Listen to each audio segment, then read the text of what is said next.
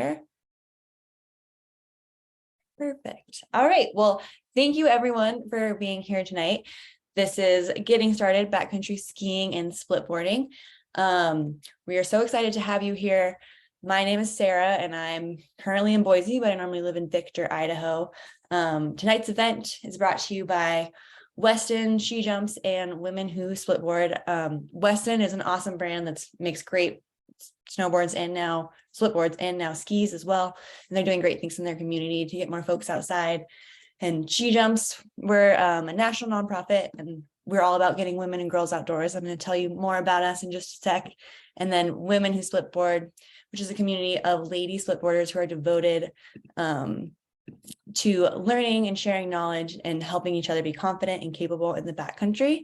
And so we're so excited to join forces and bring you this event here tonight. I think this presentation has been about like 4 years in the making, and we keep updating it and making it better every year. So hopefully you find some good nuggets in it.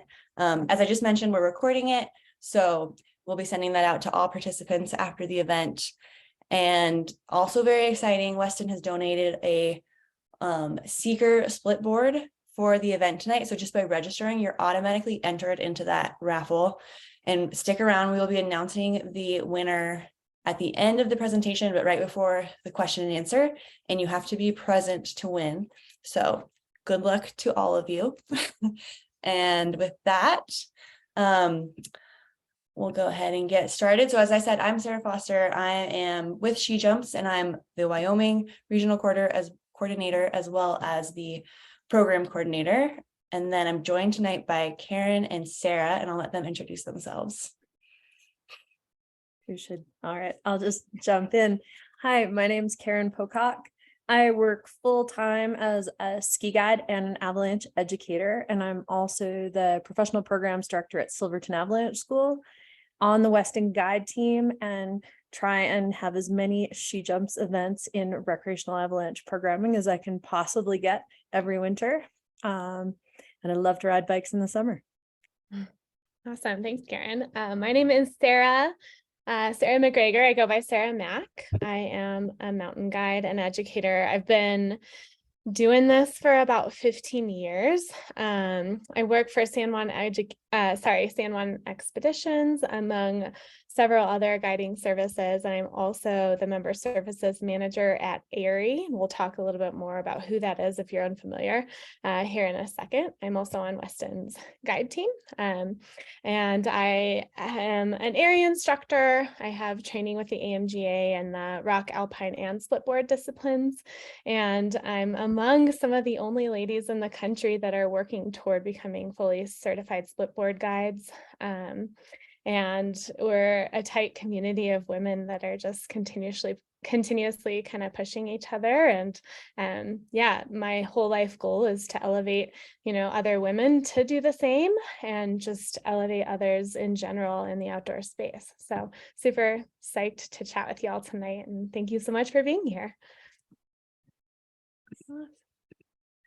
Awesome. All right. So I'll just explain a little bit more about SheJumps. Some of you, maybe you've been to multiple events, maybe others, this is your first time joining us. Either way, we're really happy to have you here.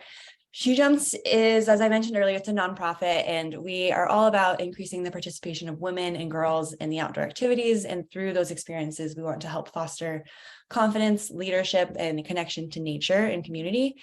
And we also aim to provide free and low-cost education to help women and girls get outdoors. It was founded in 2007 by 3 friends who really rallied around the idea of, if she can do it, so can I. And now, 15 years later, it's a national nonprofit, and we host over 150 programs a year and with like 10,000 or so participants. And it's really exciting to see how that's grown and like how many more ladies and women we are able to interact with and give these new opportunities to. We have programming that start at the age of 6 and go up from there. We really try to meet women where they're at in their ability level. So we have events for like tonight's getting started, learning how to do something new. And then we also have events that are geared around like finding community to do the events or the activities that you like to do with folks, and events to help you like take your existing skill set up a level and just really like exceed in the outdoors. Everyone, like all the founders and the volunteers, we all really enjoy going outside and doing fun things, and that's what kind of has drawn us to this organization. And we want to help share that with as many women and girls as we can. We all know like firsthand like the healing and growth that can happen in the outdoors, so we want to share that. Traditionally, there's a lot of barriers to entering the outdoors, and we want to do what we can to reduce those barriers. And part of that is that 35% of our events are free or low cost, such as this one. And we also do a Snowpack scholarship, which I wanted to mention really quick, because I think if you're on this call, you might be interested in it. And it's a scholarship that for level 1 and level 2 avalanche courses. And we've already and announced those this year and have like awarded them to folks. But I think we gave out 84, which is really awesome. And so I would just highly encourage you, if like you're looking to take that level 1 course, take that next step, keep an eye on like our social media or sign up for our newsletter, and you can hear more about that. So you can sign up next year. And then lastly, in order to grow and have fun in the outdoors, you also need to be safe. So we're all about like making sure folks have like the tools and wisdom that they need to pursue these outdoor activities in a safe manner, which is all about what tonight is. We're going to help you with like tips and tricks of how to get into the backcountry safely. And with that, I'll let Sarah talk to you a little bit about Weston. Yeah, so Weston is co-sponsoring this event tonight, and Weston is an award-winning snowboard and splitboard and ski manufacturer based out of Minturn, Colorado, and they're community-focused backcountry brand who partners with a ton of amazing nonprofits, including AERI.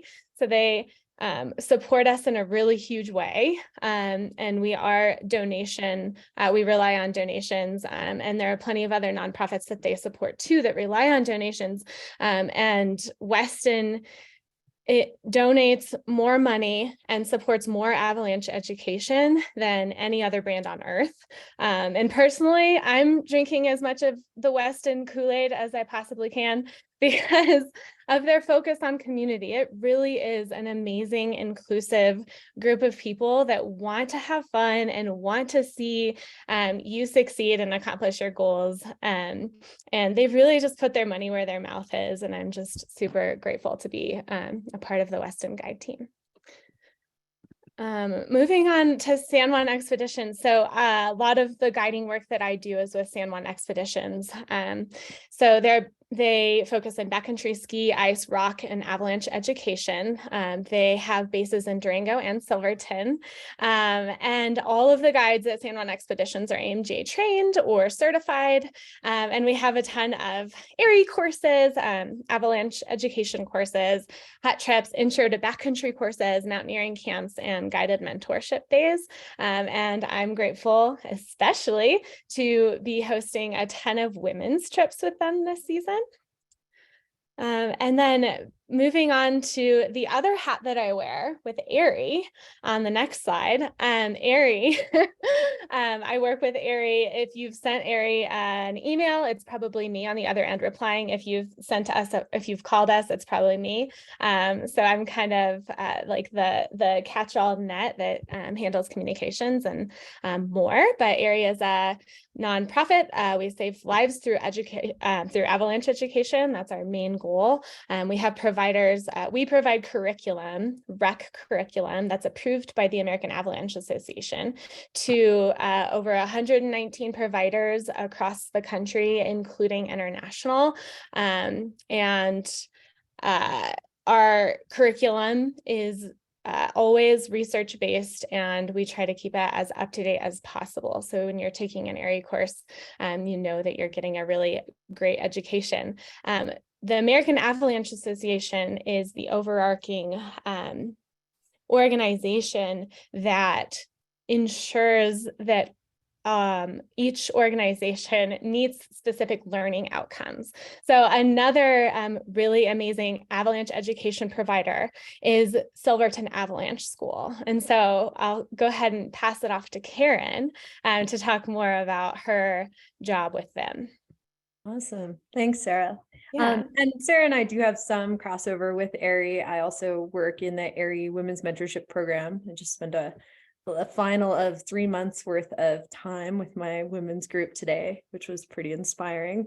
So there's a lot of cross-pollination in this industry. I'm part of the administrative team at Silverton Avalanche School, and Silverton is one of the few entities in the United States that has actually been operating contiguously for 60 years in the US. So it is the longest running of the avalanche education schools, and it's more focused as a school than a specific guide service. And we do everything from entry-level recreational education all the way through to high-level professional certification education. And a lot of our faculty members are also crossover faculty into the Avalanche Sciences program at Colorado Mountain College and at universities in other states. So we're currently operating in Idaho, Utah, California, New Mexico, and Colorado, with some thought of moving into Chile and Iceland this year. So fairly big span of products that's very AviEd focused, but in multiple realms. So everything from being a backcountry skier to being in a mechanized environment, to being on a snowmobile, to being in a veterans program or an active military program, and our dog programs are also pretty high end right now. So that's what we're doing. And hopefully from all of this, with both my background and Sarah's and everyone else in the room, you're realizing that there's a lot of places to go for avalanche education, and we're not trying to push any one place as the best. We're saying be educated, go get out there and learn and find the best fit for you. And that there's a lot of options. We're going to dive into kind of two parts to our evening tonight. Really, the starting point is just, what is this whole piece of going into the backcountry? How do I get kitted out? What should that kit even look like? And give you some of the variety that's out there, so you don't feel directed just in one place with the gear you're purchasing, because you really can't get out there until you get the flotation device you want to be on to go slide on the snow. The next part we'll dive into is, now that you have these things and maybe you've test driven them, hopefully, and we'll talk a bit more about that, how do you get the learning piece or the educational piece to empower you to be safe and feel like you can be autonomous in the backcountry, and then take that into planning trips and then finding other partners. So we're going to try and have a nice logical flow through this, and hopefully there'll be lots of questions in the chat anytime we hit something maybe not as deep as you would have liked, and then we can go deep in it once we see that question. Awesome. And thanks for mentioning that, Karen. I was also just going to add a reminder about the question and answers. If you guys can use the Q&A function, that'll be really helpful for helping us keep track of it and not getting it lost in the chat. And we might address them as they come up, or we'll have a whole section for Q&A at the end as well. So I just want to make a quick note about that. Nice. Awesome. Well, I'll keep rolling. And this is probably something you can throw into the chat, but we know that the audience we're talking to is probably really blended right now. So we'd love to hear, like, are you a never ever and you're here to really find out, how do I dip my toe in this whole concept of backcountry skiing and riding and travel? Or have you been out there a bit and you're looking for more info on how to refine your time out there? I know for myself, like, I've been in the backcountry since I was a teenager, and I feel really lucky for that. And that tags into the next slide we're going to dive into, which is why we go out there. There are innumerable reasons to go into the backcountry as a skier. And I bet if I were to, I'm going to throw the mic at Sarah in a sec, because for me, it was a bit of, I grew up somewhere where there was a good access to backcountry. I didn't come from a family that had ski passes or downhill skied, and I just wanted to go play in the snow. So I kind of figured out my like telemark or almost semi-Nordic version of just getting out there. And it was really important to feel that expansiveness and to have that lower cost to entry which is what it was like at that point. I know backcountry ski gear has gotten more expensive since then, but Sarah, what was your start? What was your why initially? To be honest, I have to be really grateful for the amount of traffic on I-70. That was like the reason. Well, my start was similar to yours in that my resources were limited when I was younger, and so I wasn't really able to start paving my own trail in the outdoors as a whole until I had a job and a car, so that I could actually be in control of my own destiny. But I went to college and I got a ski pass, and I realized like I-70 traffic wasn't worth it. And so I decided to ask for a beacon for Christmas. And that was, I took like an avalanche class at Colorado State University where I went to college. And that was kind of what started my backcountry journey, was because it didn't make sense to deal with the crowds on the highway or the lift lines or anything like that. And that's also not what I was really there for. Like, I just liked being outside and in the peacefulness of it all. And I wasn't really able to achieve that goal at a resort. Nice.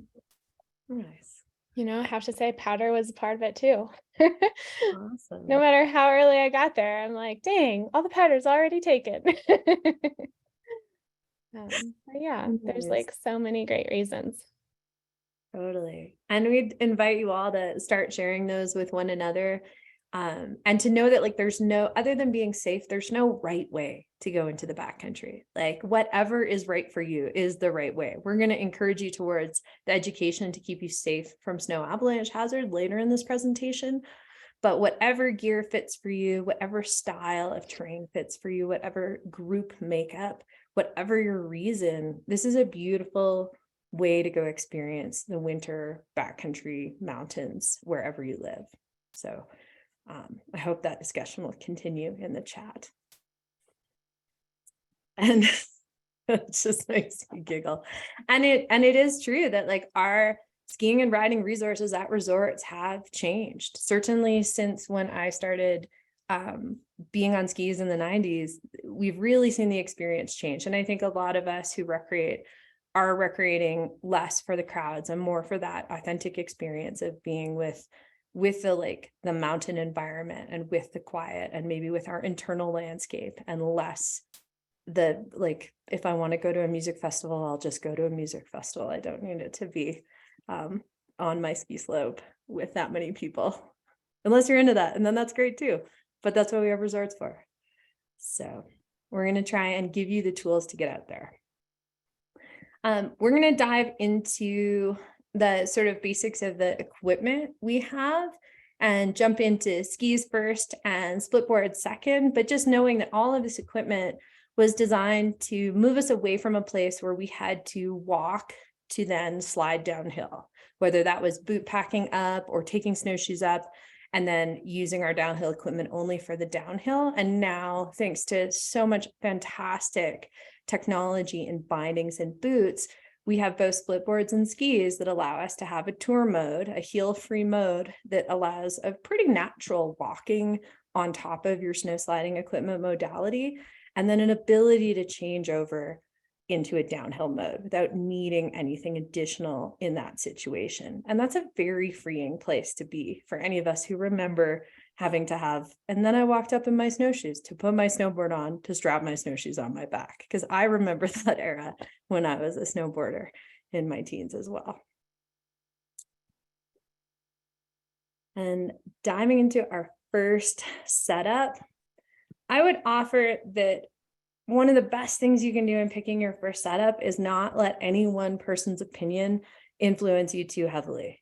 Like, go and try equipment and find what feels right for you. And one person's super happy day on a really skinny ski is another person's super happy day on a wide one or a long one or a short one. And it does take a little bit to find what's going to be best. So if you can make the time to do some demoing, you're probably going to be a lot happier with whatever you purchase. And we'll look on the next slide just at what are some different types of equipment that kind of favor the different ways we like to engage terrain. Like, if you know that you want to be going uphill fast and maybe setting Strava times, and potentially you're a pretty high level runner or cyclist on the side, and that this sport is for you for the cardio, you may choose a narrower, more uphill focused ski. That might be that light, free, fast feeling that you want to have. If you know when you go to resorts that you mostly camp out on like big powder days and back bowls, and that's like the funnest way to experience skiing, you're probably going to be looking for something that is like over 100 mils underfoot and maybe even over 110, like a wider ski. And it really does matter, like what brings you the joy. That's what I would pick, because you can go into shops all day and be told that based on your height and your weight and your skier type, that person thinks there's a perfect ski. But I've always skied a little wider and a little longer than a 5'7" person should, but it fills my heart with joy. So I do it. And then you get the other setups as you go. You get the pair of lighter, skinnier skis. You get the pair of super, super crazy wide, go to Japan powder skis. We all have, I think, a feel for what fits us best. I know for myself, it's somewhere between the all-arounder and the free rider zone. That's my style in roughly a ski that's my height. And I bet I'll get Sarah Foster to unmute too, because I know she's a skier. And she's probably got a favorite as well. Yeah, definitely. I feel like for me, I've been skiing since I was like 3. So I've always felt like pretty decently confident in my skiing ability. And it was more like, can I keep up on the uphill? So when I got started, that's where I was more concerned about, of trying to get something that was good for the up, with the knowledge that I felt like I would be able to at least maneuver myself down if needed. So I started with a more, I want to say like a 98 underfoot ski. And it's served me well. It's still in my rotation, and I probably actually still just use that ski the most. And it's so fun. And then just recently I was like, I want a powder ski. So I got like a 118 underfoot, and that's super fun too. So I think it's just like thinking about how you like to ski, what you like to ski, and maybe like thinking about your strengths and weaknesses, and like where you might want a little help from your ski versus where you can carry your ski maybe a little further, is a great way to go. Nice. Awesome. And then we'll dive into a transition. Oh, nope, not right. Yeah, we'll dive into boots and bindings. This again is like another place to really go and spend some time and like try things on and demo them. And I could sing the praises of some of my favorite boot companies like Technica and Atomic for days. But you have to also find out, like, do you have a wide foot? Do you have a narrow foot? Do you like a stiffer boot or a softer boot? I think too often we fall victim to thinking our touring boots need to be dramatically different than our downhill boots, and get these super, super soft boots and then end up cranking them so tightly we lose circulation in our toes. And that's, for someone like me who has very cold feet, that's just awful. So really, like, starting at a place of, does it fit well? Have you consulted a high quality boot fitter? Is it comfortable? And then considering how you like to ski and really fitting this to that first. And there are so many good on resort, off resort crossover boots versus needing to get like the lightest weight touring setup right away, unless you are looking more for the uphill performance. And maybe that creates more questions than answers, but it's also what we're here for in the chat today. And bindings, same kind of thing. We really can't like sell you on proprietary, like what's best, because there's everything from like your marker style frame bindings through to your Dynafit tech bindings with the Atomic and Solomon shift binding right squarely in the middle. And they all have pros and cons. And there does need to be some thought of, is this a mostly backcountry binding, or am I trying to ask this binding to do both? And some things that do both do it really well. And some things that do both just do both things kind of average. And that is something that it's worth like getting on like Blister and reading gear reviews, consulting friends, demoing setups, and seeing if it's like too fiddly for you to enjoy, or if you like that whatever setup you've chosen really does both things well. You like what it's giving you in terms of performance. And I try not to be company proprietary, but I'm pretty diehard on my Dynafit bindings these days. I think they've like tried and true company for quality. at this point. No, they are not sponsoring this show. Karen, we have a lot of really great questions coming in, 2 of which are about cost. And I think that I would be remiss if I didn't just throw in there that, like, if you buy used to start, that is okay. There's so many different things to consider, right? Like, as far as like what kind of ski you like, but like, full disclosure, my first snowboard I got for $20 at a pawn shop, and it was like 1.5 feet above my head, and it was so hard to ride. But guess what? I became a better snowboarder because of it, because I was hucking a plank of wood down the mountain. I honestly don't feel, I think that there's like considerations, and now there's like a lot more options at like used gear stores or consignment stores or things like that. So hopefully you don't have to like feel like you're riding a plank of wood down the mountain. But I really do think it's worthwhile to advocate for buying used, because yeah, it does get more expensive. But if you have to buy used, I don't know. What are your thoughts, Karen? Like new boots, used skis? That's usually the way I go, but my one step further would be used boots, used skis, new liners. And that's going to be like one of your least expensive like ways to enter the market. And I would plug both the consignment shops, but also like the magic of Facebook Marketplace, because folks like myself and Sarah, who are using our equipment a lot, we're also selling it really frequently. And there is a host of like avalanche professionals and guides out there who often do a season, and they're going to sell a setup that's probably worth $1,500 for like $400. And you're going to walk into something that's been treated responsibly, even if it's had some miles put on it. It's been treated responsibly in terms of how the bindings have been treated. And that person is going to be pretty forthright with you if there's anything going on. So I think that's a really, and I know tons of people that I've sold setups to where they're stoked, I'm stoked, it works. It's a really nice way to come into this equipment in a very inexpensive way from a reliable source. Nice. Nice. Ski transition. Oh yeah. Go, Yeah. Sarah. So next, we're gonna just show you a quick ski transition, because I know that can almost be, once you have the gear, you're like, now what do I do with it? How do I use it? And transitioning is something you never do at a resort. So we just put together like a quick video showing you how, and obviously it kind of varies depending on what bindings you have.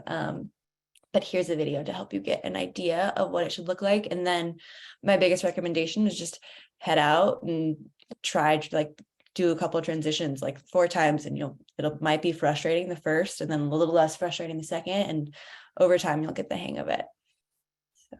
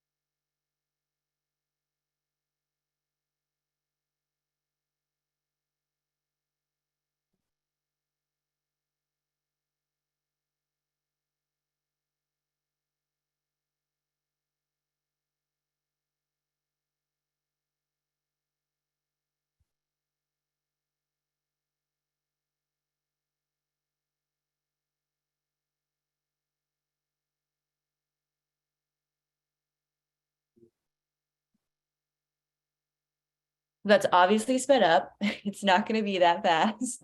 Don't assume that, or don't like feel bad if you're not a fast transitioner. That definitely takes time to figure it out and learn. And then I had the ability to speed this up, so that's fun. But hopefully that helps you kind of like be able to visualize it a little bit, and the pieces, to put the pieces together, so that when you get your gear, you're able to kind of start fiddling around with it and figure that out. Oh wait, oh no, we're gonna play it again. Hold on.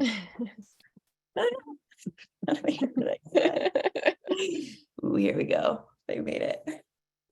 Awesome. Cool. So I'll go ahead and talk about splitboards. Karen used to be a splitboarder. Today I splitboard more than her, so that's why I'm going to talk about it. But I really love what she said about just like, what do you like best, right? Like just feel it out. And there were a lot of great questions in the chat about demo. Like, how do we demo this equipment? Is it free? Do I have to pay money for that? We're going to talk a little bit more about that on the later slide. But the short answer is Weston and a lot of different brands and just like any sort of events at resorts host all sorts of types of demos. And a lot of times they're free. So highly recommend just seeking out some events where people are demoing uphill equipment. So for your splitboard, what do you prefer to ride in resort? Particularly if you do go off-piste into more variable terrain, because that's going to be more similar to what you're going to find in the backcountry, then what board would you prefer in resort? There's a whole bunch of things that you might consider, like flex and length and like side cut, meaning like how well does it turn? Is it super easy to initiate, or is it more of like a hard charger meant for like wide open slopes? Like, what do you prefer? And these are just some split boards that Weston has, and there's plenty of other awesome brands too. So the Seeker is a really great place to start. It's a more affordable entry-level board that's a great all mountain board. And you can read a little bit more specs here if you're interested. The Riva, it's a little bit stiffer, and I personally like that because I'm able to like just charge over chunder, and it is meant for like more wide open free ride, like open slopes, great for powder, and that's a great board if that's the style that you like, right? My personal favorite, I'm not trying to influence you in any way if you have a different style. My favorite is the Eclipse because it has a tighter side cut and the turn initiation. It makes it just really fun and nibbly bimbly, and it's both great in powder and in the trees, as well as like steep couloirs. I'm able to just like turn on a dime. Not saying that you can't do that with the others. This one is just kind of where it excels. The Revel is great on a powder day. And plus, just look at it. Look how beautiful it is. How would you not want to like demo that? If you saw that like as a possibility to demo at any event that you go to, do it. But it has a huge spoon up front, so it's really great for staying on top of powder. Also has a really tight side cut, so great for turning. Super fun, playful board. There's a couple different other styles of boards that aren't on here. Like Weston makes the Rise, which is a directional twin, a little bit more playful. And if you do ride switch a lot, then that might be like great for you, where all of these boards here are more directional than twin. So yeah, whole bunch of different things that you can think about. And for anyone who's monitoring the question and answer, any questions that I can answer right now, or should we type those answers in? I think you're good to keep going. There's nothing Cool. too much about snowboards, but thanks for checking it. Okay, cool. Awesome. Great. So we'll just go on to the next slide, bindings and boots. So there's plenty of things to consider, right? Step one, if you can find them affordable, right? Like it all adds up, then buy what you can find. But for bindings and boots, there's two different styles that you can go. There's the soft boot style and there's the hard boot style. And the hard boot style is worth mentioning more today than it was when we did this presentation last year, because it's becoming more and more popular. So in terms of affordability, if you're a snowboarder and you already have your soft boots, stick with those. They're great. They're gonna work. They're fine. And if you start getting more and more into backcountry, then you might start considering a backcountry specific soft boot. And what that means is it's just a boot that might be crampon compatible if you are going to be taking it into steeper, harder, like more impacted terrain. And, it might have just a more durable toe box. It has, like specifically this boot that's pictured here is the Jones MTB boot. It's a super stiff boot. It does soften, if anybody is wondering. The first time I put my foot in that boot, I was like, this isn't going to happen, but it does soften up pretty well. But this boot is cool too, because it has inserts to get that you slip on the side of your ankle that give you lateral rigidity, so that it's more effective skinning when you're like side hilling on like a really hard impacted slope. It makes it easier to skin with that lateral rigidity. So that's more of like a backcountry specific boot. But like I said, if you're just getting started, just stick with the soft boots you already have. Right. So then kind of playing off of that soft boot, there's plenty of different brands of Splitboard specific bindings. There's Karakoram, there's Spark, there's Valet, there's Burton. They all make super great products. Not all of the hardware that connects to the board is compatible with all brands of bindings. So you just have to I would say just keep it brand specific when you're getting all of your hardware. And then with the hard boots, that's a whole nother set of bindings. The two main manufacturers of hard boot bindings are Spark and Phantom. And one of the most popular boots is the Atomic Backland boot, which is a ski boot. But there are like different modifications that you can make to make it more appropriate for splitboarding. And I do talk about that in a video here in a second. So we'll get into that here in a second. Yeah. So here's a little video of me transitioning a board that is set up for soft boots.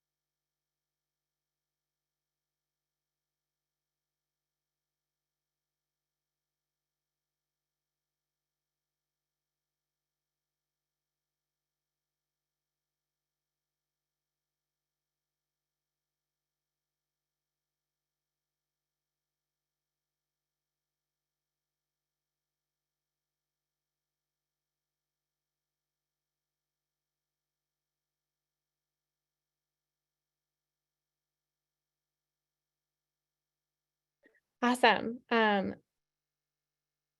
So the next video, I'm going to talk over, I don't think we have audio, right? Can I get a thumbs up that that's correct?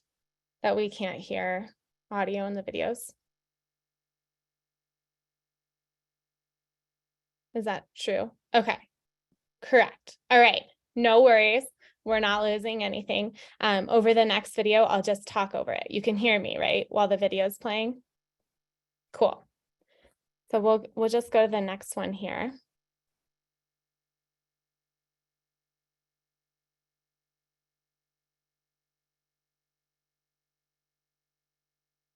Nice. Awesome. So this is me in the field talking about my hard boot setup. So on this particular board, I have a Phantom setup. So what I'm demoing right here, there's this thing called a link lever that you can modify your boots with. Phantom makes it. And what it does is it gives you some forward flex, but it gives you rigidity in the back, just like a high back of a snowboard. So it's pretty sweet. There's another thing that Phantom makes that you can modify your boots with. It's called a pivot buckle.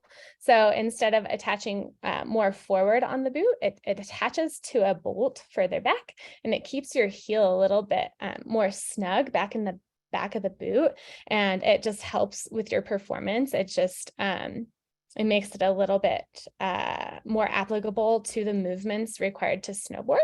And so the way the bindings work is it's just like kind of like a crampon. So you just kind of put your heel back in the binding, and then you flip the toe piece right over the front of the boot. And I did see a question come in. I'll answer that in a second. And honestly, I can't tell a difference in the performance with all the modifications that I've made to my boot.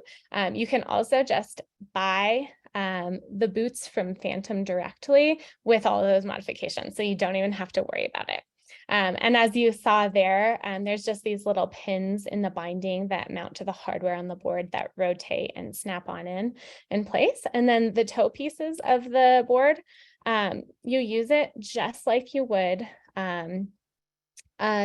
a ski binding. So there are these little pins that you just pop your ski boot right on into, and then you can use it just like you would skis. The reason why I switched to hard booting personally is because of that same idea that I was talking about with that Splitboard specific soft boot. The lateral rigidity is one reason. So the ski boots are just really great for skinning, especially on really hard snow. And they're really great for booting, just kicking steps into like steep, hard snow. They're really great for crampons. Like you can find a soft boot that can take a crampon, but hard boots also are great with crampons. And I really love the range of motion. Soft boots aren't designed to articulate at the ankle. So it makes it, so you have to exert a little bit more effort while you're walking. They are soft, but they're also meant to kind of keep their shape a little bit, thus not allowing like the ankle to articulate back or the leg to articulate back. So I love the range of motion. I just feel like it's a little bit more efficient for my movements on the uphill. And that particular boot is actually lighter than my soft boot. So there's a lot of different reasons that I really like hard booting, and soft booting is awesome too. So it's just a lot of a preference thing. I know a lot of people do notice a difference in the performance on the downhill. But you spend 3 hours of your day moving uphill and 20 minutes on the downhill. So I made that choice because of the amount of time I'm spending in the boot. Awesome. And Sarah, there was actually another question that came in through the Q&A that was about, are split boards usually more chattery than snowboards? No, and split boards have come a long way. When people were sawing their own split boards down the middle back in the early days, which was only like 10 years ago, it's a pretty young sport. They were a lot more chattery because the equipment wasn't as good with connecting the two pieces together for the downhill. But now the buckles that they have connecting those pieces together make it so seamless that it really does feel like it's one piece of board on the downhill. So you've really you can't tell a difference. And the chattery, like if it does feel chattery, that's really just coming from the flex of the split board and not necessarily because it's split. Does that answer the question? Yeah, I think so. And then if you're good, I might just pop in a couple more snowboard questions your way. Yeah. Someone was asking, what do you suggest for a tall woman? Are there downsides to getting a men's board since women's usually stop around 155? Ooh, that's a really great question. And I'm glad you brought that up because I meant to mention that in general, the recommendation is to go up a little bit longer with your backcountry board than you do with any board that you might use in resort, just so that there's a little bit more board to plow over chunder and to stay on top of like steep, like powder or variable snow conditions. So that being said, I actually did get a men's board this year. I got the Weston Backwoods. So I don't think there's anything wrong with switching to a men's board. one thing that just makes it harder for me with some men's boards is that they're a little bit wider. So like my access to my edges is like just that much farther away. But the Weston Backwoods I found is actually not that much thicker. I haven't taken it out yet because I'm not quite ready to ride it over rocks. Colorado is just barely getting a base as of like today. We're doing pretty good now. So I'll have to follow back up with you as far as how it goes, but I know plenty of ladies who opt to get the men's board. So definitely recommend doing that if that's the size that you need. Awesome. Thanks, Sarah. And then I think there were a couple just ski specific questions. So I might just take care of those really fast and then we can go into like the shared gear overlap. And maybe Karen and I can tackle these. One that I saw was asking about the different binding types for skiing. So I've come back to this page.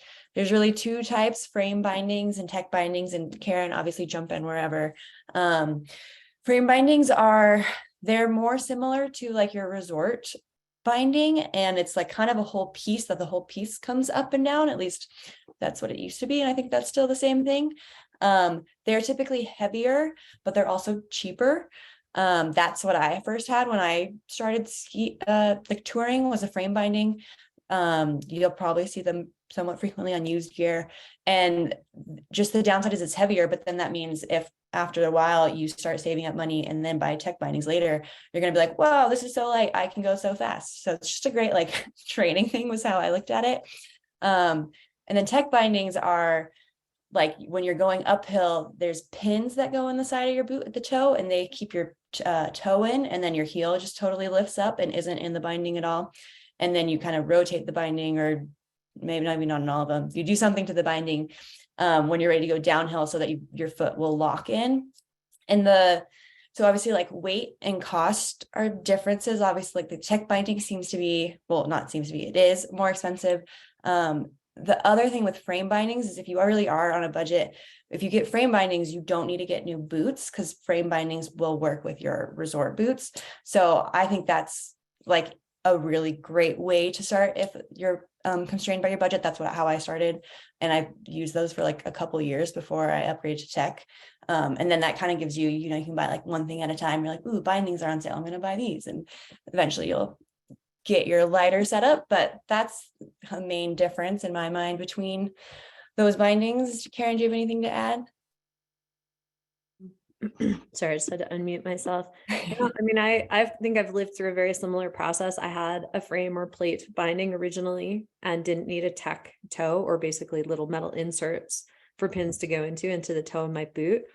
I think there is a little more access to that these days. Like just you can walk into a downhill ski shop and still see boots with pin capable toes or tech fit toe and heel points, which is going to just open up more. So if you are buying a boot anyway, and generally it's almost the same cost these days for like a really nice downhill boot or one that has the little tech fits punched into them, that might be a nice starting place. And then consider, or maybe save the money still on the frame binding, but now you have a boot that's going to live with you through some period of time. The only thing I would say is if you are going to go for some hybridized binding, like right in the middle, like a shift binding, know that like there's a lot of moving parts, and consider if your brain likes having that many moving parts, because the more moving parts, the more complicated it'll be in the field and the more things there are to ice up. Whereas if you're full frame binding or full tech binding, there's just less going on. And I feel like I see while teaching time and time again, folks who've tried to split the difference and are not loving all the different things they have to touch on their binding. So it is a little bit of deciding your own style and what you like to do. And if you're really into a lot of technical components to your gear, or if you just want it to be simpler. Awesome. And then someone also just asked, how do frame bindings perform on the downhill compared to tech, both backcountry and inbounds? Do you want to tackle that, or I'm happy to hop in? Yeah, maybe jump in and then I'll throw any more on. Yeah. So typically your frame binding is more similar to your resort binding, and it will likely be a little beefier and may perform well. But with all that being said, now I have a tech setup and I'll ride that in resorts and have no issues as well. So it's kind of a tricky. They're known for being beefier and a little bit more performance based on the downhill, but at the same point, tech bindings have come so far that they're still pretty impressive, I've found, on the downhill. Yeah, I would definitely speak to, like, I spent all day at a resort where with my women's mentorship group, and we did not have fresh snow. We had firm conditions, and I was skiing a Dynafit binding the whole time, and it was performing really, really well. Like, it was not even an issue. So I do think we're, even like the last 5 years, we've seen leaps and bounds. That doesn't mean you need to go out to a resort only on your tech bindings for the rest of your life. But I do think it is something we can now do and feel pretty confident that we're going to hold an edge and get ski performance. Awesome. Sweet. Okay. Well, I think with that, we'll take a little break from questions and Sarah. Oh, Okay, sorry. I'm just going to answer one more question. yeah. Someone is asking about this little piece at the back of your calf on these soft boot bindings. And what that does is you can spin it, and when you flip it down, it adjusts your forward lean. So if you have like a more steep forward lean, which means it's pushing your calf forward and it helps you be in like a more like a bent knee position, that means that you don't have to move as far to access your heel edge. Or some people prefer to have like less of a forward lean. So I think that answers Christine's question. And if it doesn't, let me know.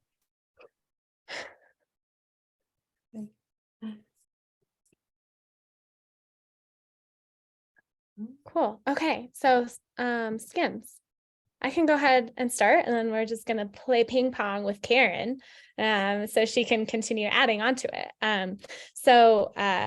Skins from the Splitboard perspective, they are Splitboard specific. They are shaped differently, as you may have noticed. Splitboards are a slightly different shape than skis. And our whole goal with skins in general is for them to be cut so that only the metal edge shows. And ideally, not much more than that, because that'll help give you just better traction.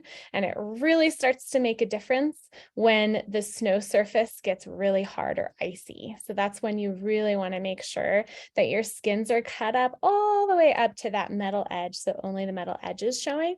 And so that's why we have a different shape of skins also for split boards. And so, yeah, when you are trimming them, if you've purchased them untrimmed, then you want to be careful about that. YouTube it well, or just go to ski shop and ask them to cut them for you. It's a super simple process for most ski shops. One neat thing about Weston this season is they have come out with some Splitboard specific, some pre-cut skins for their boards. So you just buy the Splitboard and tell them which board you got, and then you get the skins and they're already cut and you don't even have to mess with it. So that's a really neat thing. And then with your skins, they don't like hot. They don't like hot. So if you keep them like next to the heater for too long, and by too long, I mean for like weeks, and then they'll start the glue on the bottom that sticks them to your base will start to get gummy, and then the glue will stick to your bases, and that's not fun. Turns out your board or skis don't slide as well when there's a bunch of sticky glue on the bottom. And so you want to keep them away from prolonged heat. And then in the summer months, store them in a cooler place. Some people choose to store them in the freezer, and some people think that that's a little much, as long as you keep them kind of like out of the sunshine and in a cooler place. When you're storing them, you can use skin savers. And I'll go ahead and pass it to Karen to continue adding, particularly about like what kind of mix you're looking for. Yeah, thanks, Sarah. I was just trying to fill in some things in the chat as well. But something to really consider with skins, without going down a super techie rabbit hole of all the fabrics, but just considering, like, if you go into a store and they say you get a lot of traction out of one skin, or they say you get a lot of glide out of one skin, and the person saying that to you or the product is going to be taking into account the materials that produce more glide or more traction, always consider like the female body. We are only so big, our hip flexor muscles are only so strong. And if you get a really high traction skin, you are pushing against that with every stride. However, if you like climbing up really steep things, you are going to appreciate that traction. So really considering like, and it always goes back to like, what's the style of going out that you're going to do? If you are going to be gliding along kind of flatter terrain on longer tours or maybe gradual climbs, you might really appreciate a skin that just doesn't have a ton of resistance to movement. I equate it to like really wide tires on a bike. They're really grippy. It's a lot of work to pedal them. And so you have to consider that balance of like effort for traction. And then I think we each all have personal ideas. As someone who guides over 130 days a year in the backcountry, I buy the highest glide skins I can. So my poor little hips feel good at the end of my season. And then if I go get into like fun spring ski mountaineering on icier terrain, I switch right back to a much higher traction skin that's going to let me not feel like I'm slipping on that kind of terrain. A final consideration is where you live. I'm from the Pacific Northwest. I always bought higher traction skins there because it got icier more frequently. Down in Colorado, I'm buying like a low traction or high glide skin because we have pretty dry snow. We get a lot of traction innately out of our snow down here. That's probably all I would have to add there, Sarah. Nice. I love it. Thank you. Cool. So poles, from the splitboard perspective, there's a lot of different opinions as far as, do you ride with your poles out or not? I choose to snowboard down with my poles in my backhand because 9 times out of 10, the exit back to the car isn't straightforward and involves like some amount of flat or maybe even a little bit of uphill, and some maneuvering. And if your poles are already out, your skier friends don't get to complain that you're so much slower anymore because they're right there and you can just go ahead and push yourself. So I generally choose to ski with my poles out. A lot more, maybe that's an uncommon opinion. So a lot more of my friends choose to put their poles away. And this is where it comes in handy if they break down into 3 sections, because then they can strap to the outside of your pack or maybe even fit inside your pack. I usually will strap them to the outside super easily if they break apart into 3 collapsible sections. Karen, what do you have to say from the skier perspective of poles? Totally. I would not go maybe as far with my collapsibles because I just don't need them to get as small, but I do think your poles should adjust. I think there's a real difference between what's going to feel efficient on the uphill and what's going to make you ski well on the downhill. And too often our poles are a little too long on the downhill, which causes us to be a touch too upright in the powder or softer snow and while carrying a backpack. And so if we can really get into that habit of adjusting our poles down, even 5 centimeters can make a difference on your like athletic and much more stable skiing performance. So I at least try and find a 2-segment pole that can adjust. Doesn't have to fully collapse, but it does need to height adjust. And that's kind of my go-to. But I do think that the Z-shape 3 poles are pretty stylish. Like if I was on my board, I would have a set of those with me for sure. Nice. And yeah, I think Sarah Foster is going to talk about packs now, and perhaps you can comment on how heavy a pack is in general in the backcountry too, because I saw that question come in. Right, I did see that question. Oh man, I'll see what I can do. Yes. First, so I'll just talk about packs a little bit in general. When you're picking a pack, there's a ton of different things to consider. Size is really big. How big you want it? What are you going to be using it for? How many extra snacks do you want to bring? Extra layers, all that stuff. And it's really can kind of be a personal preference. Normally, I think it can range anywhere from 20 liters up to 60 and above for like overnights or big expeditions. I personally, my like everyday pack, I think is 32, which is pretty good for me. I wouldn't really want to go much smaller, just because I like to have lots of extra layers and water and snacks and all that stuff. But that's something to think about what you're going to be using it for. If you're thinking about hut trips, or maybe you just do like, if you live by me in the Tetons, you just do quick laps off of Teton Pass, like the Glory Lap, then that maybe you'd want a smaller pack. But just think about what you're going to be using for and what size. That's kind of the first thing to hone in on. Also, most ski specific packs will have a designated Abby gear for storage, and that's pretty crucial. You want to, in the event of emergency, you don't want to be like rummaging through your bag trying to figure out like where your probe is and then be pulling it out and having it get like stuck in your jacket or your goggles or something like that. So normally they'll have a specific pocket for your shovel and your probe. Other things to think about include like accessibility. Do you want to have like top access or access from the back? Just like, do you like a lot of pockets or maybe not as many pockets? It's a lot of like just personal preference, things to think about, as well as if you're going to be, you think you'll be hiking like with your ski or board on your back a lot, and how you prefer to carry your board.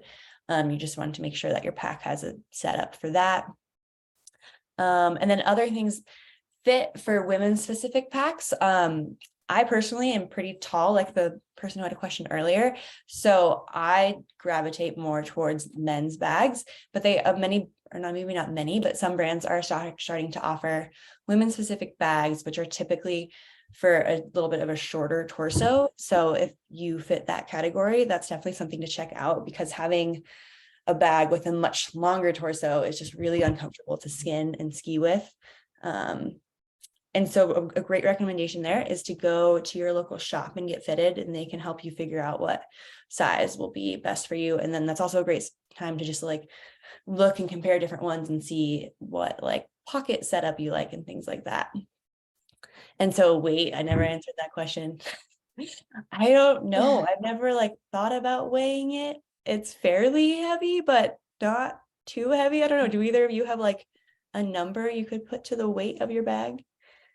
I have a general idea, but the things that I carry are perhaps more than most people, because I'm guiding all the time, and it's just become normal for me to carry a rescue tarp. So that's like one extra thing. And then it depends on, if you have an airbag or not, which is the next slide. But my pack probably varies between like 15 to 25 pounds ish. What do you think, Karen? What's your pack at? Your pack is huge. But it's all feathers. It's all down out there. That's fair. Yeah, I mean, I my standard size is like a 32 to 35 liter pack. I mostly want the space for puffy coats. I just turn into a human popsicle when I start moving.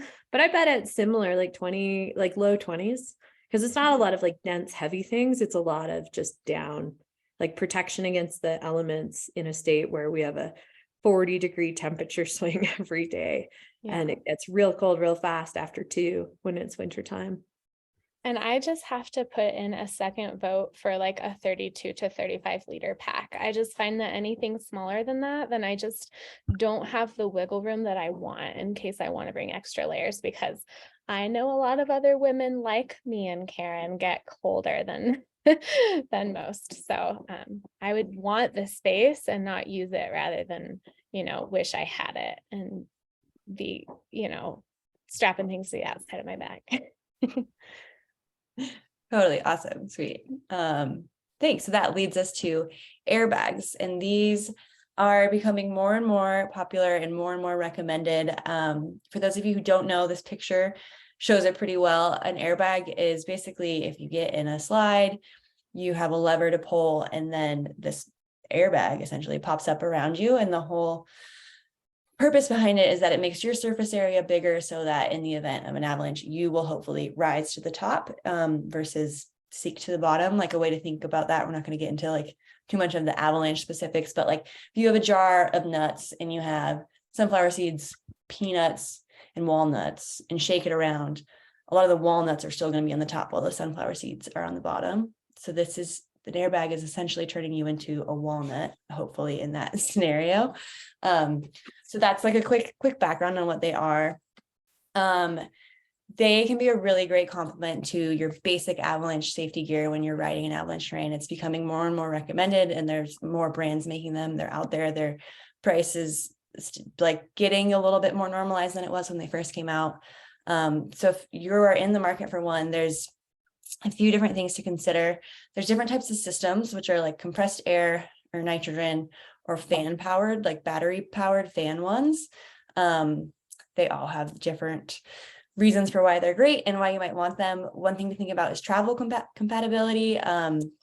Like if you're going to be flying to ski, if the fan ones are no problem, but you can't take your compressed air or like canisters on a plane. But a lot of places now have where you can rent canisters once you get there. But those are just things to think about. There's also options to get removable airbag systems. And like I have a bag that has that. And then if you are in an instance where you don't want to include the airbag, you can take it out. Airbags do add a little bit of weight to your pack and take up some room. With all that being said, though, every time you're taking it out and putting it back in, you have to be like really particular in putting it back in, because putting it back in correctly is how you ensure that it will work when you deploy it. So that's just another thing to think about. And then kind of just all the same considerations as your normal pack in terms of like pockets, access, how are you going to carry your skis, things like that. And these are, I definitely would recommend airbags if you're in avalanche terrain, but a really important thing to remember is it's not a substitute for proper avalanche education and skills. I think some folks maybe sometimes they're like, oh, I have an airbag, I'm good.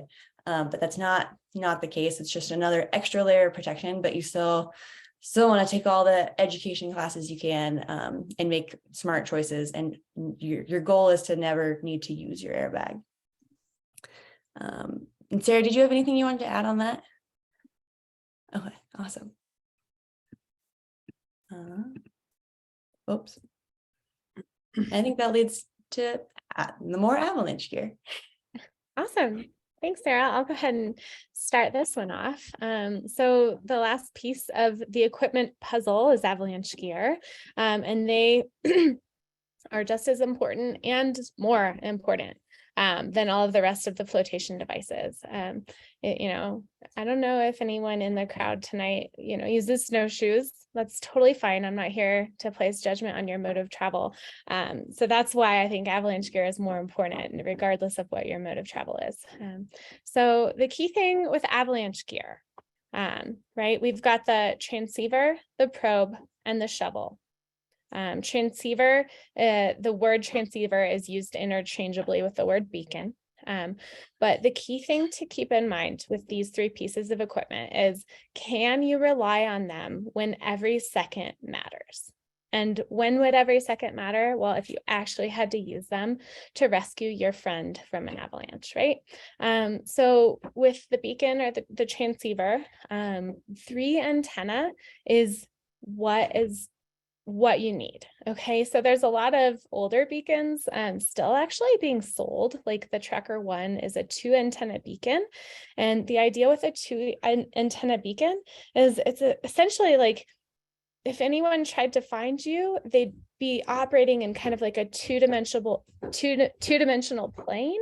And so you just won't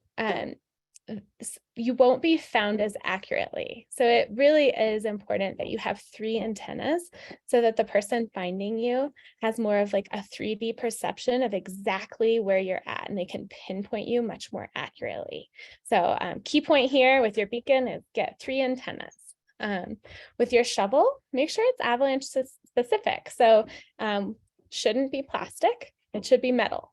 And then with all of the other bits involved in the shovel, can you rely on it when every second counts, right? If it's so old and like broken and rusty that you can't pull it out efficiently and quickly because all of the bits are stuck and the clippy bits aren't snapping, then it's time to get a shovel that you can deploy quickly, right? If it's cracked, can you rely on that when you actually need to be moving snow quickly? No, probably not, right? So if you have old equipment, think about replacing it if you don't think it'll be reliable. Same thing with the probe. There are some older probes on the market that take time to like screw the cable in place, or take time to snap it in place. I would recommend a more recent probe where all you have to do is throw it down the hill and snap it into place, because it's that seconds matter. When we're performing a rescue, we have about 10 to 15 minutes before their chances of survival are going downhill. So every second really matters with every piece of equipment. And we could even extend this beyond our avalanche equipment, right? We could extend that to like usability of zippers and buckles and things like that. And like, can you unclip things with your gloves? We don't have to go down that rabbit hole, but the key thing here is, can you rely on it when every second matters? Another thing that this photo drives home, this photo here was taken, it was a deep burial, okay? And so this person was found at the bottom of a terrain trap, which is a space where avalanche debris can pile up deeper. So a longer probe may not have helped much. As you can see, the little probe down in this hole is where the person was found. But it's just kind of drives home this idea of, is your probe long enough? Right. So in general, I think like the 300 mark is more preferred, but it also depends on what snowpack you're in. In Colorado, we have a shallower snowpack than, on the Northwest coast. So on the West Coast. Anything to add from Karen and Sarah here? I love what you hit there, Sarah, and I'll just like bonk on the head again, like, make sure your gear can work for you when you really are in that emergency situation. And that might mean buying and selling it a couple times till you find the thing that really works for you, that has the user interface you like. Beacons are a little bit like cell phones. We weren't all meant to have an Android. We weren't all meant to have an iOS. You have to find what's going to work. So just putting some time into that. Yeah, and then you actually have to know how to use it too, which we'll get to that here in a second. Like, how do you even learn how to use all these pieces? But for now, let's keep talking about more equipment. How about Weston has put together this really cool, visually friendly resource, and you're welcome to take a photo right now or pull out your QR reader. And if you just scan that little code in the upper right, then it'll take you to Weston's website. You type in your name and email, and they'll email you a PDF copy of this cool little handy resource. Something of note is toilet paper. That's a funny one, but also important. Like, I don't prefer to drip dry. So anyway, we can go to the next slide whenever you're ready. Okay, so additional items. One thing that I know about myself and a lot of my lady friends is that I get really cold. And I'm finding in my older age, I'm 33, and apparently I have worse circulation than I ever have before. I got some heated socks, and I know it's very common for a lot of women to have Raynaud's.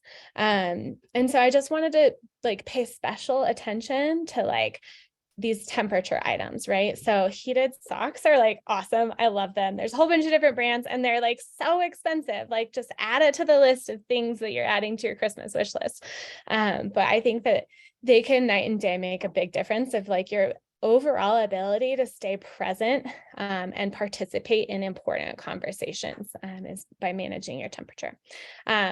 Sunblock, man, the sun is way worse in the winter because the sun is also now reflecting off of the snow, and you just get way more sunburn on your face than anywhere else. And so I recommend like a nice like packable sunblock stick, so you can just wipe it on your face, rub it in a little bit, and then you don't have to worry about any of that sunblock. Some women use Go Girls or other urine funnel devices, so you don't have to pull your pants down and get your butt all cold. But I don't use it. I just deal. So I don't know. It's on the list. You could think about it. The key thing with that I've heard is that you have to practice in the shower first.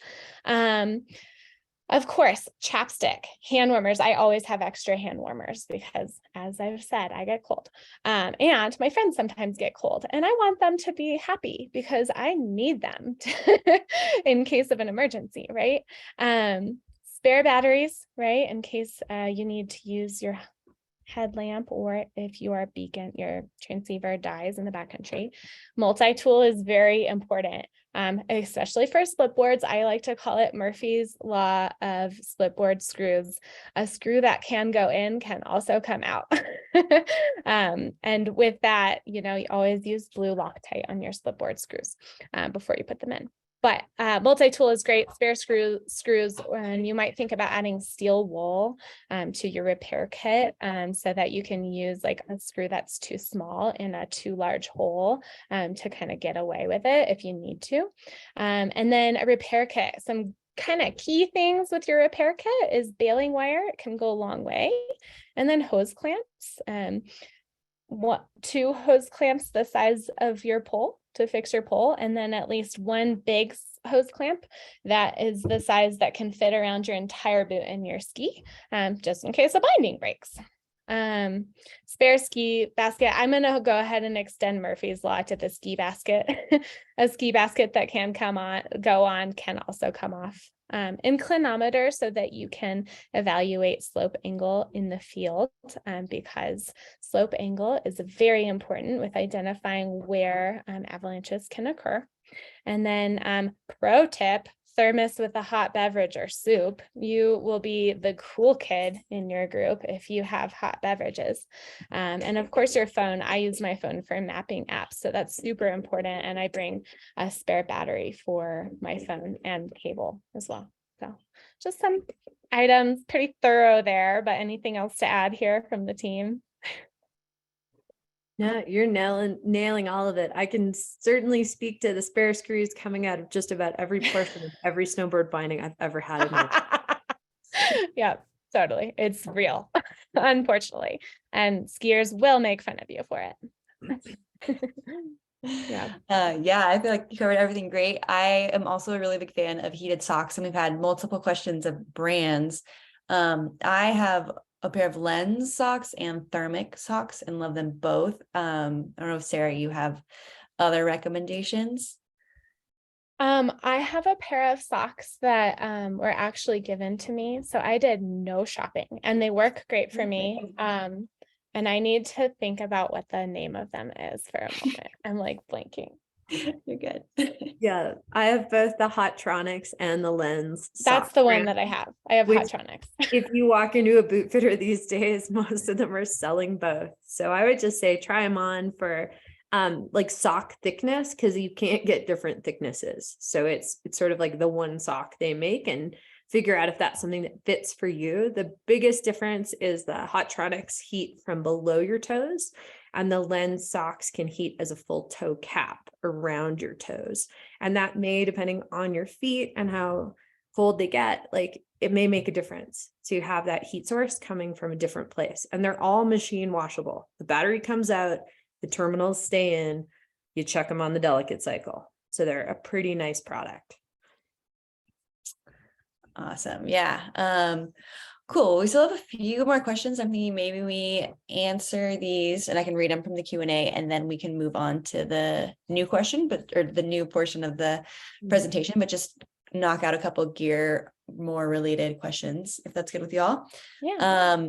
Sophie's asking if you would recommend a whippet. So getting into the backcountry,